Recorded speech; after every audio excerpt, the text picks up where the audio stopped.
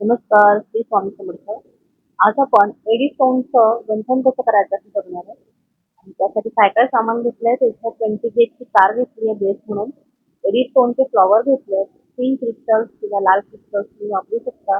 गहू मोठी खाली लटकन म्हणून त्याला बॉल पिन्स लागतील आणि रॅपिंगसाठी 0.3 वायर. एवढंच सामान लागणार आहे. शिवाय तुम्हाला गंठन म्हणून जी कर लावायची आहे मंगळसूत्राची ती तुम्ही वापरू शकता. तर अशा प्रकारे मी इथं टोटल 4 पिंक गुलाबी रंगाचे एडी स्टोनचे फुलं घेतली आणि त्याच्यामध्ये एक पांढऱ्या रंगाचं क्रिस्टल हे घेतलंय एडी स्टोनचे फूल. तर आपल्याला पहिल्यांदा तर एडी स्टोन खरेदी करण्यापासून सुरुवात आहे. खरेदी करतानाच चेक करून घ्या की त्याचे सगळे होल्स ओपन आहेत. जर होल्स बंद असतील, बरेचदा असं होतं की होल बंद असतात आणि मग आपल्याला अशा तारा त्याच्यामध्ये आतमध्ये घालता येत नाही.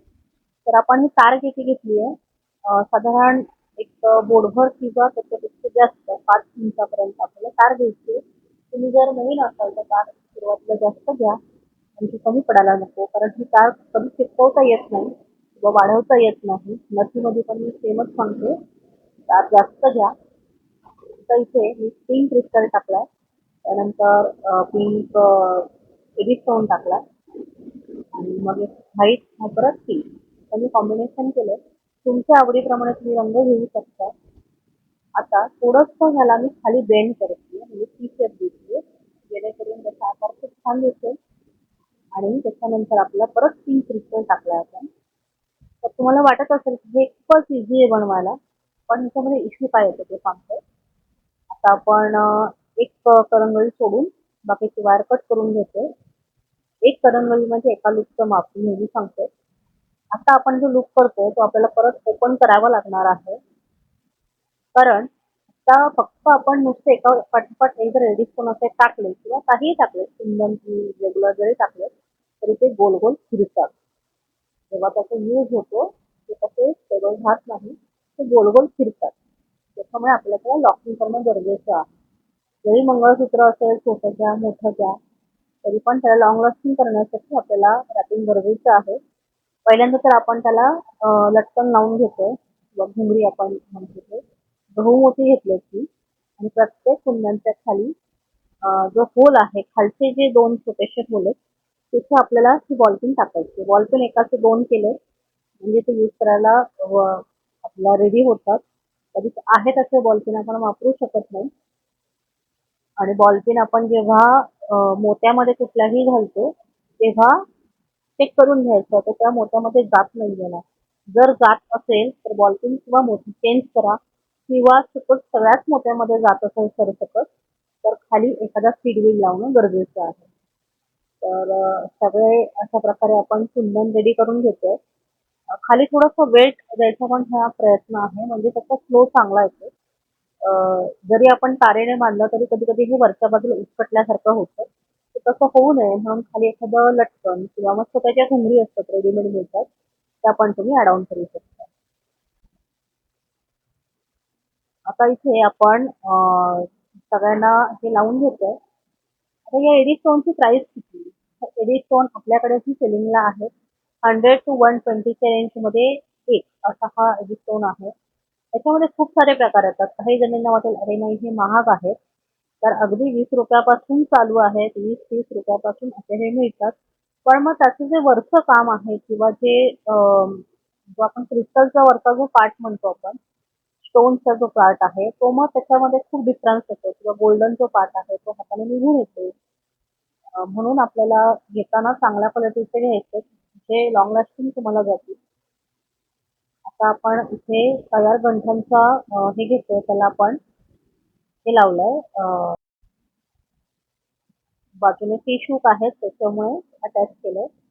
आता आपलं हे घट्ट करणं राहिलं. घट्ट करण्यासाठी काय करता येईल ते सांगते मी.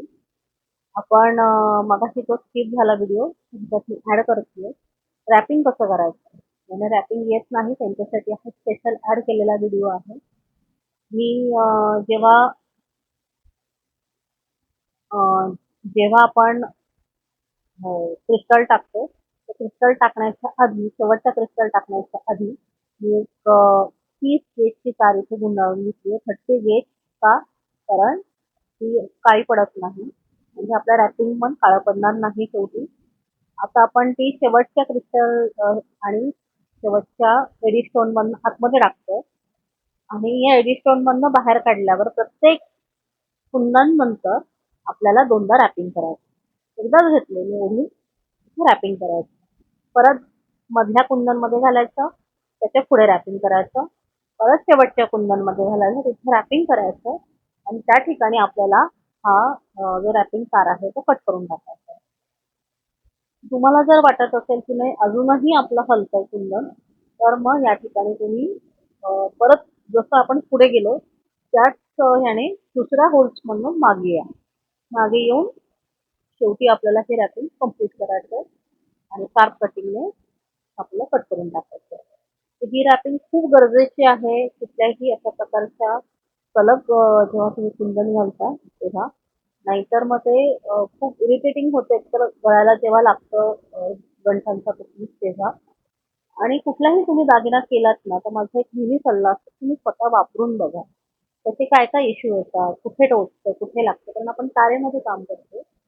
किंवा तो दिसायला कसा दिसतो, त्याचा फ्लो कसा आहे, स्वतः वापरून बघा आणि मग सेलिंग पैसे द्या.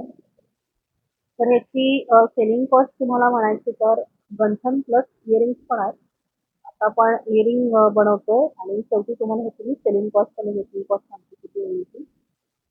आता आपल्याला इयरिंग्स मध्ये जर आपण बुगडी टाईप इयरिंग्स बनवतोय हे, तर इयरिंग जर कानातून घालायचे असतील तर 22 गेजची वापरा, म्हणजे पातळ तार वापरा. आणि जर प्रेसची करायची असेल तर 20 गेजची आपल्याला तार वापरायची. ठीक आहे.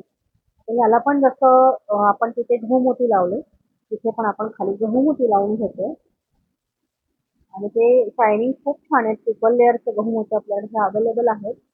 तर शायनिंग अतिशय सुंदर आहे. एकच तुम्ही सर जरी घातलात तर ह्याचं एकच कानातलं घातलं तरी पण ते उठून दिसतं. आता आपण ती तार कट करून घेतली होती. एक बोडभर तार आपल्याला लागणार आहे.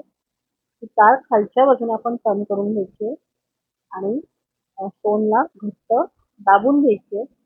बाहेर त्याचा लूक दिसायला नको असे दाबून घ्यायचे. आता स्टोनच्या अपोजिट साईडला आपल्याला ही तार वळून घ्यायची अशी स्ट्रेट मध्ये काटकोनात. आणि आपल्याकडची जी राऊंड नोज पकड आहे किंवा कुठेही पकड घ्या, तर त्याच्या मागच्या बाजूचा जो राऊंड आहे त्याला आपल्याला टर्न करायचा. म्हणजे छान लूक आपला तयार होतो. आणि हा लूक तयार करताना तुम्ही पेनाचा पण वापर करू शकता किंवा रिफिलचा वापर करू शकता. फक्त जाड काहीतरी हवं. आणि जो शेवटचा टोक आहे ते अगदी त्या फुलाच्या खाली यायला नको. थोडासा भाग कट करा आणि बाहेरच्या बाजूला वळवून घ्या. दोन्ही कानातले आपल्याला त्याच पद्धतीने तयार करायचे. आता आपला गंठण आणि कानातला सेट तयार झाला. त्याची मेकिंग कॉस्ट किती? तर एक साधारण आपला म्हणजे एडी स्टोन आहे तो 100ला आहे. तर टोटल आपले 500 रुपयाचे आपल्याला एडी स्टोन इथे लागले. प्लस गंठणचं सर एक 50 रुपयाचं गंठणचं सर, तर 550 रुपये आपली ही मेकिंग कॉस्ट आहे. प्लस तुमची त्याच्यात थोडीफार मेहनत. आता 550 जर मेकिंग कॉस्ट असेल तर एडी स्टोनचं गंठण आहे, त्याच्यामुळे साधारण आपण हे 1000 रुपयापर्यंत गंठण देऊ शकतो. आता तुम्ही म्हणाल नाही ताई हे खूप महाग वाटतं, त्याची मेकिंग सेलिंग तुमच्या परचेस प्रमाणे तुम्ही ठरवू शकता.